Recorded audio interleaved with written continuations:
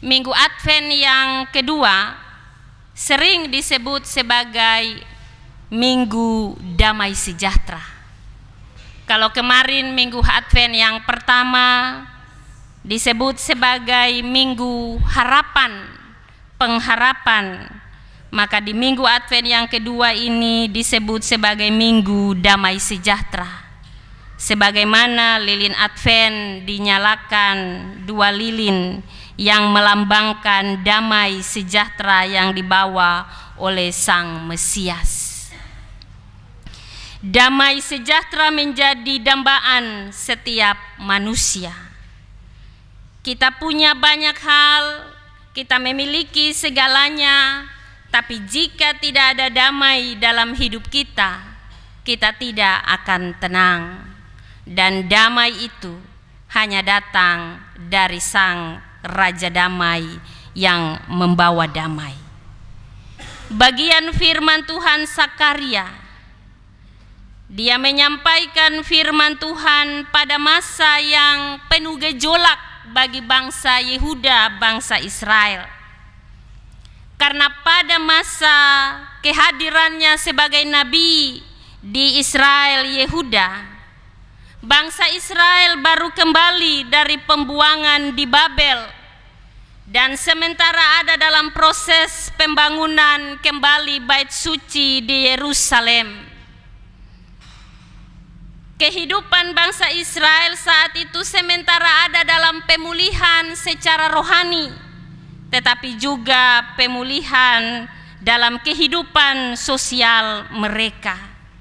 Sebab mereka baru kembali dari pembuangan dalam pergumulan hidup yang berat, di tengah ketidakpastian, di tengah tantangan yang berat. Allah melalui Nabi Sakaria memberikan janji pemulihan yang luar biasa bagi bangsa Israel. Dan janji itu penuh dengan damai sejahtera yang memulihkan bangsa Israel. Karena itu dalam bagian firman kita tadi di pasal 8 ayat 1 sampai 19, nubuat Sakaria ini berisi tentang pemulihan yang menggambarkan visi Allah tentang damai sejahtera yang akan memulihkan kehidupan bangsa Israel tetapi juga dunia secara universal. Dan perikop bagian firman ini menjadi salah satu teks eskatologis penting yang menunjukkan rencana Allah untuk pemulihan secara universal bagi dunia tentang kedatangannya pada kali yang kedua.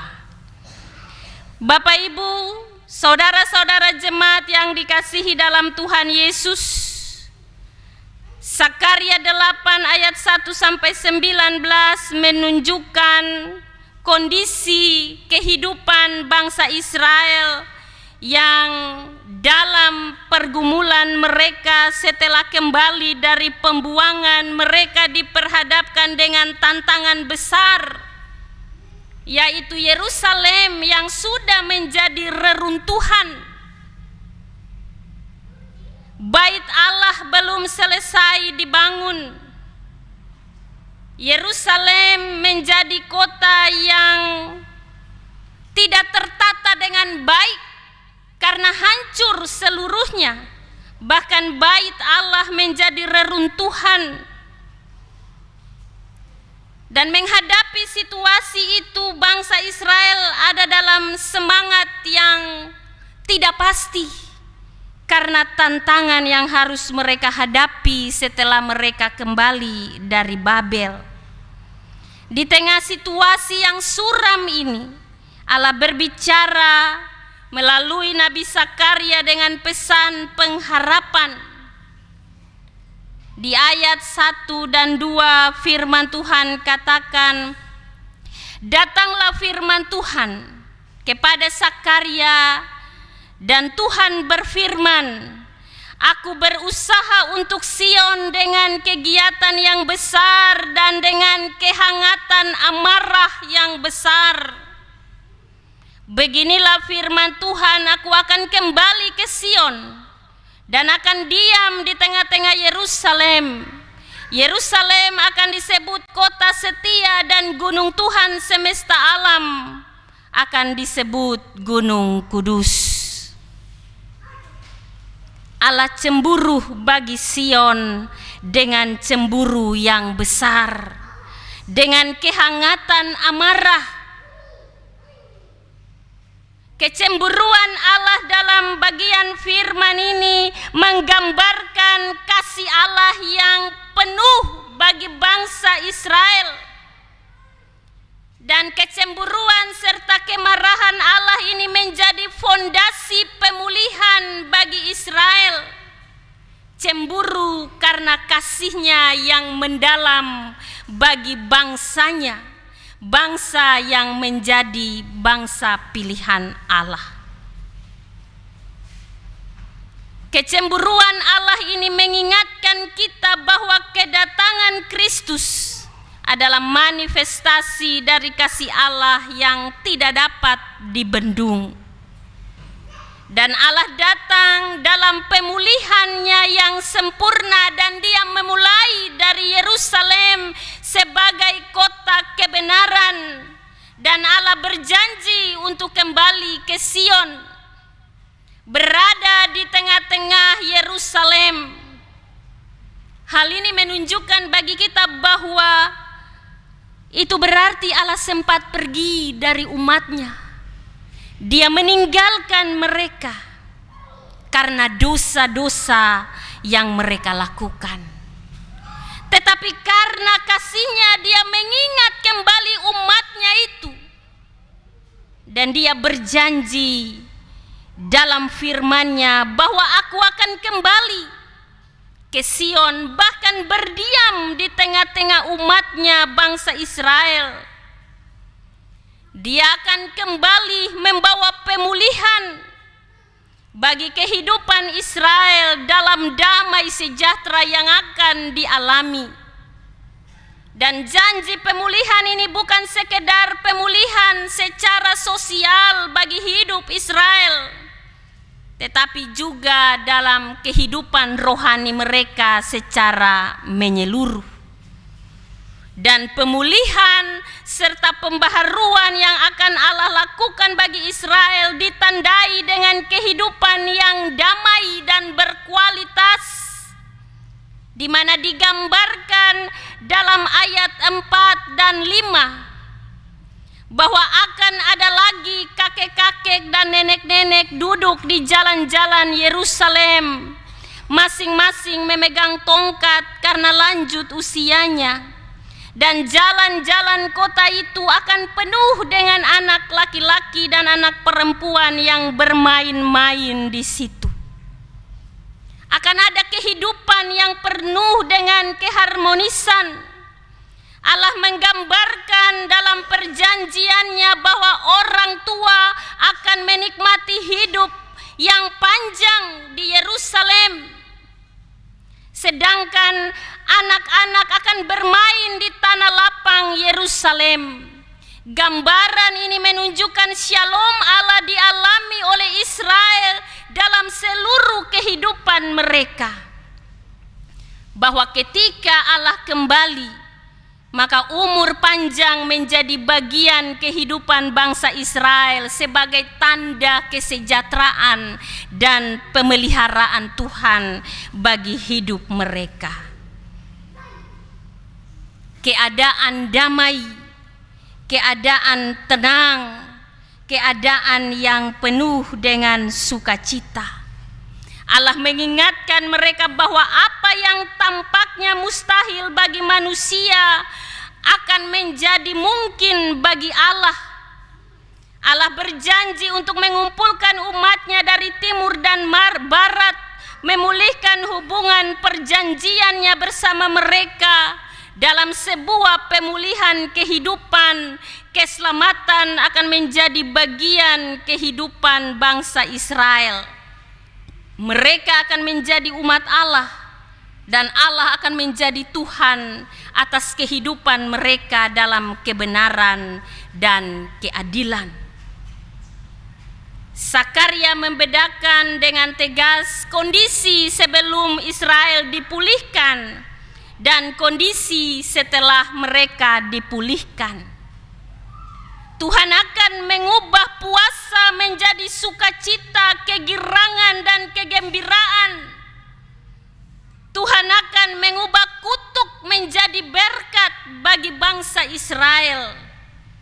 Israel yang awalnya menjadi contoh hukuman, tetapi pada akhirnya Allah akan memulihkan mereka untuk menjadi saluran berkat bagi bangsa-bangsa lain. Dan Allah tidak hanya mengubah keadaan mereka, tetapi mengubah arah sejarah kehidupan Israel. Dengan melakukan transformasi keadaan sebelumnya ketika mereka hidup dengan penuh penderitaan, kemiskinan karena bekerja tanpa upah dan tanpa hasil, hidup dalam permusuhan akan berubah menjadi damai, dari kutuk menjadi berkat, dari ketakutan menjadi keamanan. Dan hal ini menandai kemakmuran yang akan dialami oleh Israel, kelimpahan dalam hidup, berkat yang akan menjadi bagian Israel melalui buah anggur yang akan menghasilkan, tanah yang akan menghasilkan, dan langit yang akan memberikan embunnya. Dan untuk itu, walaupun ada kondisi yang berat yang dialami oleh Israel setelah mereka pulang dari pembuangan, Allah memanggil mereka untuk tidak menyerah dalam kondisi pemulihan mereka, tetapi mereka harus bekerja dengan penuh harapan. Karena itu Dia katakan dalam bagian firman ini, sebab itu kuatkanlah tanganmu. Pemulihan akan menjadi bagian dalam kehidupan Israel. Tetapi pemulihan itu akan terjadi jika Israel tidak melakukan kejahatan. Mereka harus hidup benar di hadapan Tuhan Allah. Karena itu dikatakan oleh Sakaria dalam nubuatnya, inilah hal-hal yang harus kamu lakukan, berkatalah benar seorang kepada yang lain, dan laksanakanlah hukum yang benar yang mendatangkan damai di pintu-pintu gerbangmu. Janganlah merancang kejahatan dalam hatimu seorang terhadap yang lain, dan janganlah mencintai sumpah palsu, sebab semuanya itu kubenci. Demikianlah firman Tuhan. Israel diberi janji pemulihan, damai sejahtera secara menyeluruh akan menjadi bagian hidup mereka. Puasa mereka akan diganti dengan sukacita, kegirangan, dan kegembiraan. Kutuk yang menjadi bagian mereka akan Tuhan ubah menjadi berkat dalam kelimpahan di seluruh aspek kehidupan, baik secara jasmani maupun rohani. Tetapi syarat yang harus mereka lakukan, hidup benar dan kudus di hadapan Allah, melaksanakan hukum yang benar, melakukan apa yang benar di hadapan Tuhan, supaya damai itu akan tinggal di dalam hidup mereka. Allah akan mendatangkan damai di pintu-pintu gerbangmu, menggambarkan bahwa ketika Israel hidup dalam kebenaran dan kekudusan, menjauhkan diri dari dosa dan tidak melakukan kejahatan, maka damai sejahtera itu akan tinggal dan berdiam di dalam seluruh totalitas kehidupan bangsa Israel. Mereka akan mengalami sukacita, kehidupan yang penuh di dalam keharmonisan. Sebab Allah yang mereka sembah, Allah yang memilih mereka sebagai bangsa pilihannya, adalah Allah yang kudus dan Allah yang benar, dan Dia benci terhadap kejahatan, Dia benci terhadap ketidakbenaran, dan Dia benci terhadap ketidakadilan. Karena itu Israel harus meresponi pemulihan dalam janji Allah ini lewat tindakan hidup yang benar, supaya mereka akan menikmati pemulihan dan keselamatan yang Allah sediakan bagi mereka. Karena itu di ayat terakhir 19, Sakaria menubuatkan bagi mereka, maka cintailah kebenaran dan damai. Itu berarti tidak ada permusuhan. Mereka harus hidup saling mengasihi, saling menolong dalam kehidupan yang mereka bangun sebagai bangsa yang baru pulang dari pembuangan, menjalani masa penghukuman dalam waktu yang panjang. Mereka harus mengoreksi diri tentang pengalaman hidup yang telah mereka alami dalam penghukuman yang Tuhan berikan. Maka harus ada perubahan, pembaharuan yang dilakukan oleh Israel supaya mereka mengalami damai sejahtera dalam hidup mereka. Bapak, Ibu, saudara-saudara jemaat yang dikasihi dalam Tuhan Yesus. Ini kisah histori kehidupan Israel dalam sejarah perjalanan mereka bersama Tuhan. Ketika mereka melakukan kesalahan dan dosa, Tuhan memberi hukuman. Tetapi di balik penghukuman itu ada kasih yang diberikan Allah lewat janji pemulihan bagi Israel. Dan janji itu kekal bagi bangsa yang melakukan pertobatan dan pembaharuan dalam kehidupan. Ketika Israel berbalik dari kejahatan dan dosa mereka, maka Allah akan memberi pemulihan, keselamatan bagi Israel. Kehidupan kita dalam tantangan hidup di zaman ini tidak jauh berbeda dari Israel. Kita terkadang melakukan dosa dalam kehidupan ini, sehingga kita jarang merasakan damai. Damai tidak kita rasakan, sebab terkadang kita mengutamakan hal-hal yang tidak bernilai kekal dalam kehidupan kita. Kita mengejar hal-hal yang tidak bernilai kekal sehingga membuat kita lelah. Menjalani hidup ini terasa sebuah beban, karena lelah untuk setiap pergumulan dan pekerjaan kita. Damai tidak lagi kita rasakan. Bahkan karena kesibukan pekerjaan dan pengejaran akan tujuan hidup menurut kehendak kita lupa untuk menghadirkan damai di dalam diri, keluarga, bahkan dalam persekutuan kita. Kita lupa Tuhan dalam hidup ini. Firman Tuhan katakan bagi kita dalam introitus kita tadi, lakukanlah yang benar, laksanakanlah hukum yang benar, supaya akan datang damai di pintu-pintu gerbangmu. Pemaknaan Minggu Advent yang kedua ini, Minggu Damai Sejahtera. Maka mari sebagai orang-orang yang mendambakan damai dalam hidup, datangkanlah damai itu lewat tindakan perbuatan iman kita yang berkenan bagi Tuhan, supaya damai itu datang di pintu-pintu gerbang rumah kita, bahkan berdiam di dalam kehidupan kita. Maka untuk mau mengalami damai itu, seruan Sakarya menjadi bagian dalam kehidupan kita saat ini.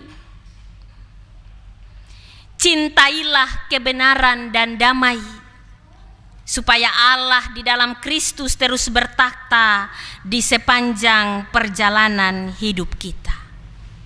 Kita boleh mengejar apa yang menjadi harapan dalam kehidupan,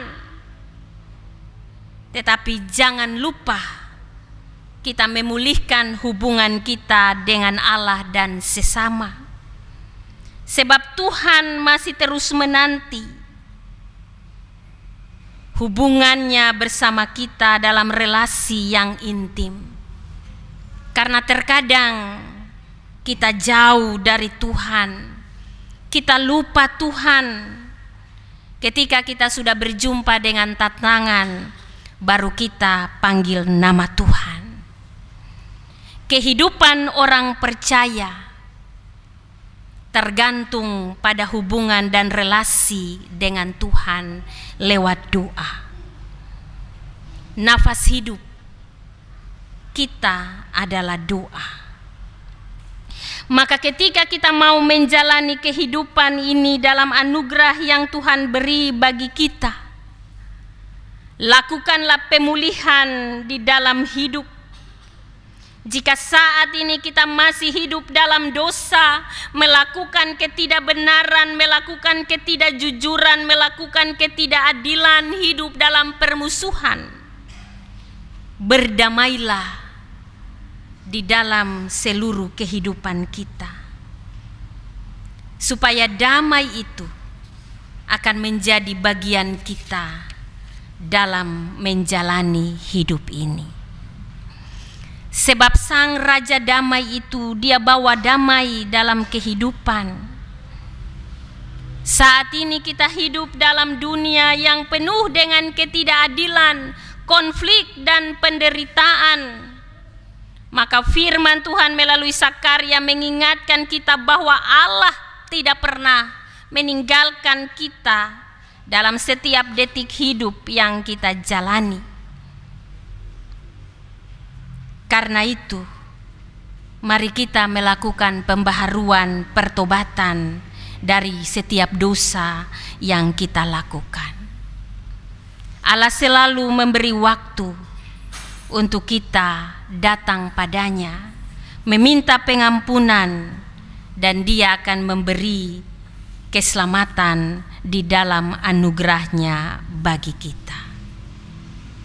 Mari kita kembali dalam pemaknaan di masa Advent yang kedua ini. Kita menyiapkan hati kita yang penuh dengan damai, hati yang bersih, supaya kita menyambut Raja Damai itu di dalam kebenaran dan kekudusan hidup. Dia akan datang untuk menghakimi kita.